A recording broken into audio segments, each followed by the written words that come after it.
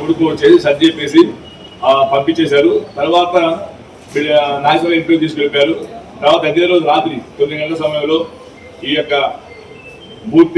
మూర్తి భార్య సంపూర్ణ, మూర్తి చెల్లెలు దుర్గా, వాళ్ళ బావమల్లి రమేష్, తమ్మిశెట్టి విజయ మరియు వాళ్ళ కుమారుడు కార్తీకు, దుర్గా ప్రసాద్, అలాగే తమ్మిశెట్టి విజయ కొడుకు తమ్మిశెట్టి వెంకటేష్, మూర్తి తల్లి కొండమ్మ, వీళ్ళందరూ కలిసి మళ్ళీ ఇంటి మీదకి వచ్చేసి వీళ్ళని కొట్టడం జరిగింది.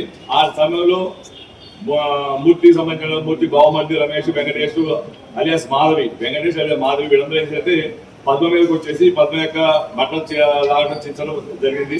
ఆ సందర్భంగా వాళ్ళ కుమారుడు గోపాలకృష్ణ పక్కపోయారు. అది పెద్ద కేకలు వేస్తే వీళ్ళందరూ పాల్గొనడం జరిగిపోయింది. ఈ సందర్భంగా 16వ తేదీ అంటే 15 ఇచ్చేది 16 మార్నింగ్ మనకి 11 రిపోర్ట్ జరిగింది. రిపోర్ట్ మీద నగరపాలక తీసుకెళ్ళడం జరిగింది. ఈ సందర్భంగా నిన్న ఆ మొత్తం 9 మంది అరెస్ట్ చేసి ఈ రోజు కోర్టుకు ప్రొడ్యూస్ చేస్తూ ఉన్నాము.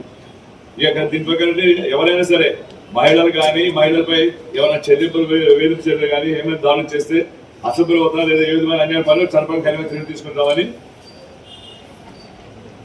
తీసుకున్నారు. అలాగే మహిళల భద్రత గౌరవ మరియు రక్షణ పోలీస్ శాఖ పూర్తి కట్టుబడి ఉందని తెలియజేస్తున్నామండి.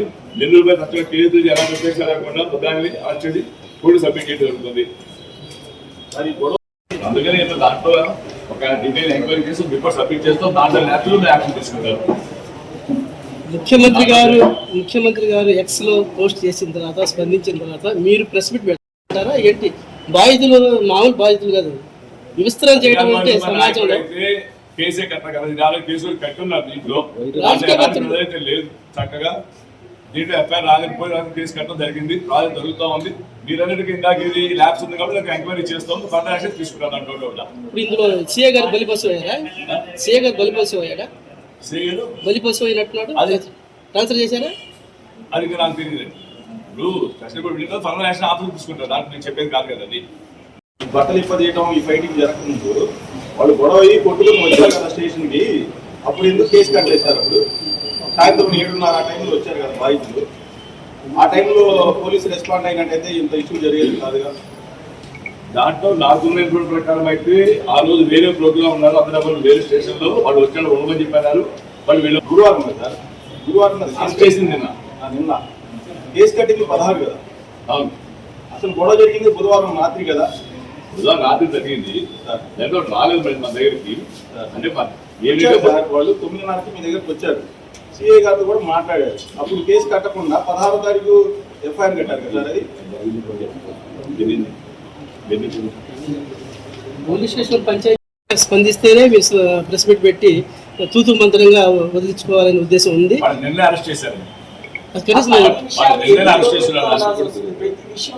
ఇంత పెద్ద ఇష్యూ జరిగితే గుంటూరు లాంటి మహానగరంలో ఒక